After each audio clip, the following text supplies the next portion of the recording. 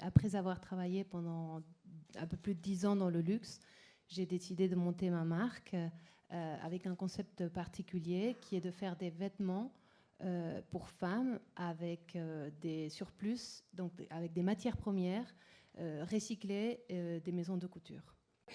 What we've been doing at Caring is really doing that and really understanding what our impact is, where there are positives, where there are negatives, how we can improve on those and so on. On sent qu'il y a une véritable sensibilité de ces industries dans tout ce qui est sociétal, environnemental, social. Comment peut-on développer des collections en évitant de faire 2-3 prototypes qui ne servent à rien.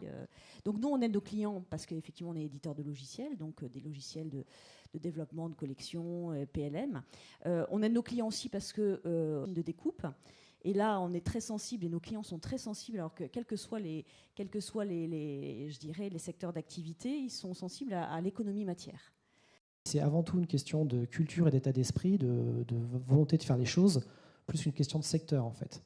On ne doit pas attendre que les clients soient prêts, parce que si à un moment il n'y a pas des changements effectivement forts sur l'utilisation des ressources naturelles, les conditions de travail, les salaires, la fin de vie des produits, c'est pas qu'on ne sera pas capable de répondre aux consommateurs, c'est juste qu'on sera plus capable en fait de faire notre métier. L'économie circulaire, c'est pas que recycler, c'est aussi faire avec moins, c'est aussi faire différemment. Mais voilà, et la technologie va jouer un rôle, comme l'interlocuteur précédent l'ont dit, hyper important. Elle va pas résoudre tous les problèmes qu'on a listés dans l'industrie de la mode, mais elle aide très concrètement à une bonne partie. Notre technologie, c'est la big data. La techno nous permet d'agréger ces milliards de data et d'avoir des chiffres précis au centime d'euro pour le petit t-shirt qu'on va emmener dans la boutique H&M. Voilà. Nous aussi, on a une supply chain assez complexe puisqu'on a, on gère, on va dire, la partie logistique de toutes les pièces détachées dans le monde entier de tous nos clients. Et eh bien, on a diminué nos expéditions en express, en urgent, de 40% à 7%, tout en augmentant le taux de service des clients. I think we absolutely, I mean, there's no doubt that we all have to work together for industry level change.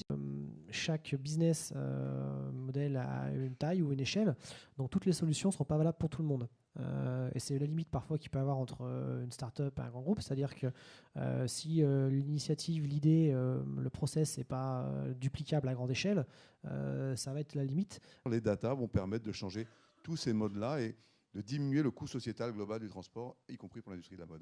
Enfin, moi, je pense que c'est eux, c'est surtout les petites boîtes très créatives qui sont elles qui font vraiment éveiller les consciences. Parce que c'est elles qui parlent plus peut-être aux consommateurs.